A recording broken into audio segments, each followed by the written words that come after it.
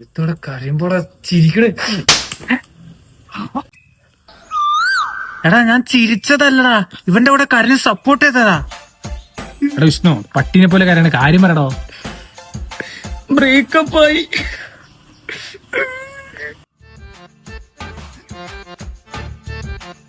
കാരണം എന്താ അറിയൂല. കാരണം എനിക്ക് ചെറുതായിട്ട് അറിയാൻ തോന്നുന്നുണ്ട്. എന്താ? അത് നമ്മള് ഇന്നലെ രാത്രി